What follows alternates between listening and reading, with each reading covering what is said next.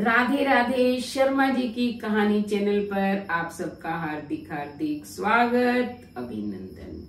भगवान विष्णु और भगवान श्री कृष्ण का परम प्रिय महीना कार्तिक प्रारंभ हो गया है। तो कार्तिक का महीना क्यों सर्वश्रेष्ठ है और दीप दान, स्नान, पुण्य दान की महिमा क्या है, इस पर मैंने एक वीडियो बना दी है, आपने देख ली होगी। आज मैं आपको ये बताना चाहती हूँ कि कार्तिक के महीने में कुछ नियम हैं, अगर हम उनमें से किसी एक भी नियम का पालन कर लेते हैं तो भगवान विष्णु की लक्ष्मी सहित हम पर कृपा बनी रहती है। तो जब ब्रह्मा जी ने एक तरफ यानी कि तराजू के पलड़े में दान, पुण्य और व्रत उपवास रखे और दूसरे पलड़े के अंदर कार्तिक स्नान को रखा, तो कार्तिक स्नान का पलड़ा सबसे अधिक भारी था। तो इसलिए स्नान की महत्ता जो है वो सबसे अधिक मानी गई है। कार्तिक में आज मैं आपको 9 नियम बता रही हूँ। आपसे जितने भी नियमों का पालन हो सके आप कर सकते हैं। अगर ज्यादा नहीं तो अगर आप किसी एक भी नियम का प्रतिदिन पालन करते हैं तो भगवान विष्णु की अपार कृपा आप पर बनी रहती है। आपकी सभी इच्छाएं पूर्ण होंगी और जीवन से दुख और दर्द सभी गायब हो जाएंगे। तो वो 9 नियम क्या हैं? पहला नियम है स्नान, यानी कि प्रातःकालीन समय में सुबह जल्दी जब थोड़ी रात्रि अभी बाकी हो तब आप उठे, स्नान करें। आप घर में बाल्टी में ही गंगा जल डालकर स्नान कर सकते हैं, किसी कुएं बावड़ी पर स्नान कर सकते हैं। नदी स्नान का और भी ज्यादा महत्व है और अगर किसी तीर्थ पर स्नान करते हैं तो उसका तो 100 गुना अधिक फल मिलता है। तो पहला नियम है स्नान करने का। दूसरा है सूर्य नारायण भगवान को अर्घ देना, यानी कि बाकी तो सभी देवी देवता अप्रत्यक्ष रूप में हैं, सूर्य भगवान प्रत्यक्ष रूप में हमें दिखाई देते हैं। तो जब सूर्य भगवान उदय हो जाए तो आप जल का लोटा ले तांबे का और उसके अंदर 1-2 दाने चावल के डाल ले, गंगा जल डाल ले और सूर्य नारायण भगवान को अर्घ समर्पित करें। नंबर 3 पूजन।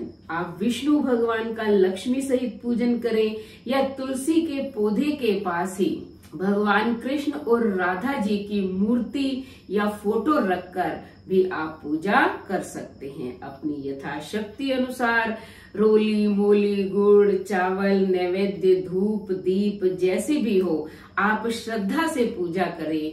भगवान तो भावना के भूखे हैं। नंबर 4 तुलसी के पौधे को सींचना। कार्तिक में तुलसी के पौधे का सींचना, तुलसी की पूजा करना और तुलसी दल को विष्णु भगवान के समर्पित करना, इसका बहुत ज्यादा महत्व है।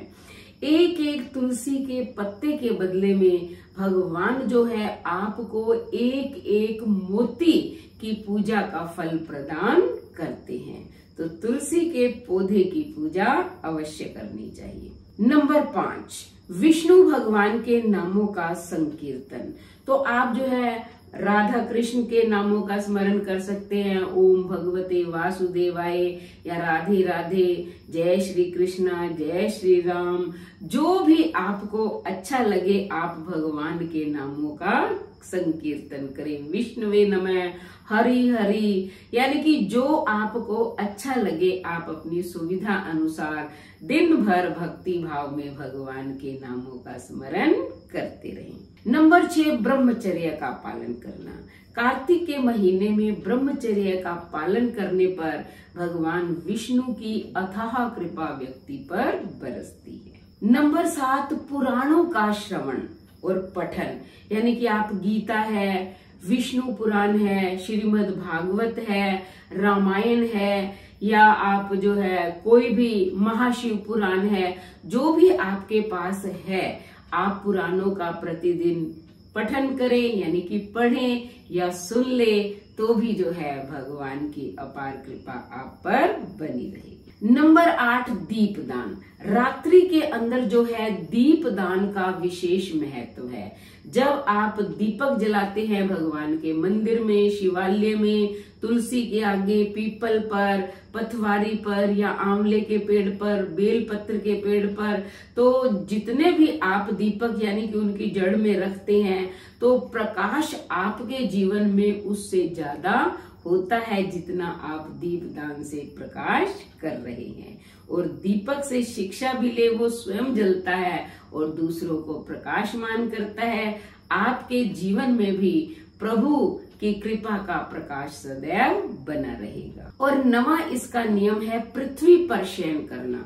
भगवान कृष्ण की पत्नी जो है माना गया है पृथ्वी को, इसलिए जब आप पृथ्वी पर शयन करते हैं तो भगवान का सामीप्य आपको मिलता है।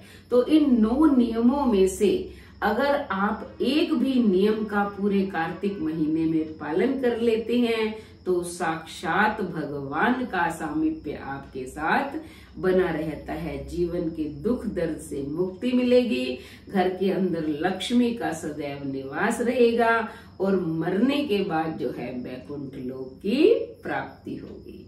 तो आप इन नियमों का पालन करें, उसके बाद चैनल को सब्सक्राइब करें, लाइक और शेयर करें, कमेंट करें और बेल आइकन के बटन को दबाएं ताकि ऐसी ही धार्मिक वीडियो का नोटिफिकेशन सबसे पहले आपको मिले। धन्यवाद।